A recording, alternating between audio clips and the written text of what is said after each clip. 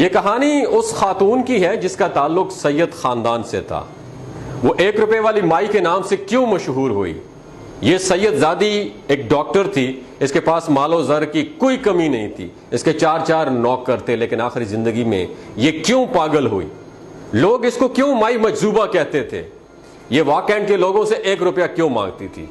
अगर कोई इसको 5 रुपए दे देता तो ये 4 रुपए क्यों वापस करती थी?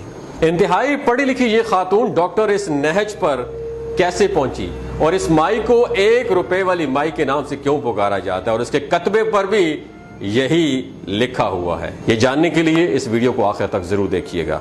उस औरत ने रावलपिंडी के इंतहाई खुशहाल घराने में आंख खोली। ये पूरा घराना आला तालीम याफ्ता था। ये बैरूनी मुल्क कारोबार और जायदादी थी इस घराने की, और घर में पैसे की रेल फेल थी और नौकरों की लाइनें लगी हुई थी। ये पैदा हुए तो उसके 4 नौकरानियां रखी गई इसके लिए। वो एक इशारा करती तो हर चीज हाजिर हो जाती, उसकी कोई ख्वाहिश अधूरी नहीं रहती थी। इस हवाले से इतनी खुशनसीब थी कि उसे प्यार करने वाले वालिदैन, खुशहाल घराना और जान लुटाने वाले भाई मिले थे। ऊपर से कुदरत ने उसे कमाल की जहानत से भी नवाजा था। स्कूल में जब एडमिट हुई तो बाकी बच्चों से कहीं अच्छी कारकर्दगी ने उसे असातिज़ा की आंखों का तारा बना दिया। स्कूल के हर फंक्शन में ये सबसे आगे होती। मैट्रिक के बाद FAC प्री मेडिकल में दाखिला लिया और इम्तियाजी नंबरों से इम्तिहान पास किया। उसके लिए पाकिस्तान के हर मेडिकल कॉलेज के दरवाजे खुल गए थे। उसके भाई जर्मनी में सेटल थे, वो तालीम के बाद जर्मनी में अपना कारोबार कर रहे थे। भाइयों ने उसे MBBS के लिए अपने पास जर्मनी बुला लिया।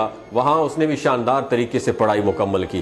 5 साल डिग्री मिलने के बाद जर्मनी में ही हाउस जॉब शुरू कर दी। उसके बाद वो जर्मनी के मुख्तलिफ अस्पतालों में ड्यूटी सर अंजाम देती रही। फिर कुछ अरसा के लिए लंदन चली गई। फिर उसे अपने फन में कमाल हासिल हो गया तो उसने पाकिस्तान आने का इरादा कर दिया वापस, और अपने मुल्क के पाकिस्तान और पाकिस्तानियों के लिए कुछ करना चाहती थी। पैसे की उसके पास कोई कमी नहीं थी, बस उसे खिदमत खल्क करना थी। इसलिए पाकिस्तान चली है। यहां उसने नौकरी शुरू कर दी।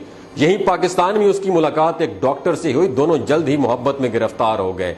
घर वालों से रिश्ते की बात की तो वो भी इनकार ना कर पाए। आखिर करते भी तो क्या करते? आखिर डॉक्टर बेटी के लिए अपने डॉक्टर का रिश्ता भी आया था, इसलिए रिश्ते को कौन ठुकराता। जल्द ही दोनों डॉक्टरों की आपस में शादी कर दी गई। जिंदगी बहुत खुशगवार गुजर रही थी, कोई परेशानी नहीं थी। दोनों मियाँ बीवी अच्छा कमाते थे, जबकि खानदानी जायदाद का तो हिसाब ही नहीं था। वालिदैन के बाद बहन भाइयों में जायदाद तकसीम हो गई। भाई अपनी जायदाद से हिस्सा लेकर बैरूनी मुल्क सेटल्ड हो गए, लेकिन ये पाकिस्तान में ही रही, अपनी मोहब्बत अपने शोहर के पास। कुछ ही अरसे के बाद शोहर ने मशवरा दिया कि हमें अपना जाती अस्पताल बनाना चाहिए। दोनों मियाँ बीवी डॉक्टर हैं, इसलिए ये अस्पताल खूब चलेगा। बीवी ने शोहर का मशवरा मान लिया। ये नेक नियति के साथ अस्पताल बनाना चाहती थी, लेकिन शोहर के दिल में कुछ और ही चल रहा था। उसने बीवी पर इतना प्यार जताया कि वो अपना सब कुछ उस पर निछावर करने को तैयार हो गई। डॉक्टर शोहर ने उसकी सारी जायदाद अपने नाम पे करवा ली। जायदाद मुंतकिल होते ही उसके शोहर के तेवर जो है ना वो बदलने लगे। लड़ाई झगड़े मामूल बन गए। आखिरकार दोनों में अलहदगी हो गई। लोग मोहब्बत में सब कुछ लुटाने की बात करते हैं दोस्तों, लेकिन इस खातून ने हकीकत में अपना सब कुछ अपने शोहर पर लुटा दिया था। लालची शोहर ने जायदाद पहले ही अपने नाम करवा ली थी, अब उसको अपने घर से भी बेदखल कर दिया गया था। जल्द ही शोहर ने दूसरी शादी की और अपनी नई बीवी के साथ बैरूनी मुल्क शिफ्ट हो गया। फिर बैरूनी मुल्क से उसने एक डाक के जरिए अपनी पहली बीवी को तलाक दे दी। उसके साथ ही उसने खत भी भेजा। खत इंतहाई चुभते लफ्जों से भरा हुआ था, और ये ऐसा खत था जिसने उस खातून के दिल में गहरे असरात छोड़े। शोहर ने उसने पता है क्या लिखा था? शोहर ने ये लिखा था कि मैंने तुम्हें इस कदर कंगाल कर दिया है कि अब तुम्हें कोई 1 रुपया भी नहीं देगा, 1 पाई भी कोई नहीं देगा।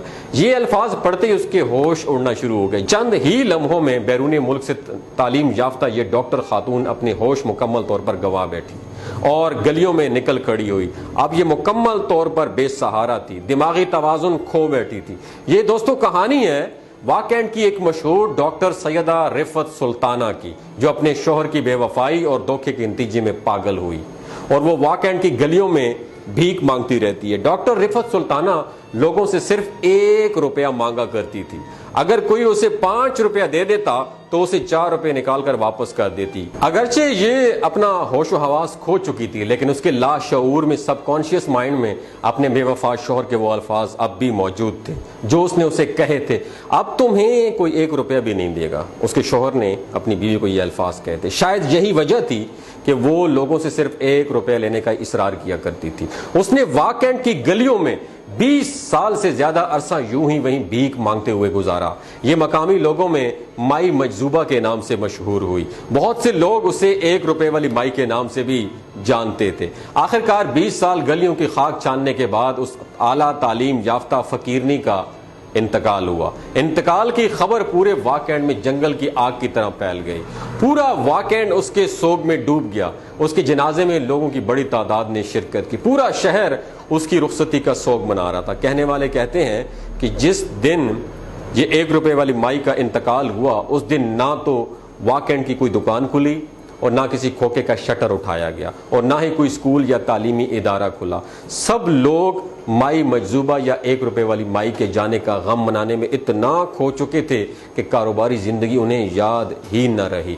दोस्तों, ये कहानी आप लोगों के साथ शेयर करने का बुनियादी मकसद ये है कि अल्लाह ताला और हमारे सामने सुन्नत रसूल मौजूद है कि ताल्लुकात और मामलात को बिल्कुल अलहदा अलहदा रखिए।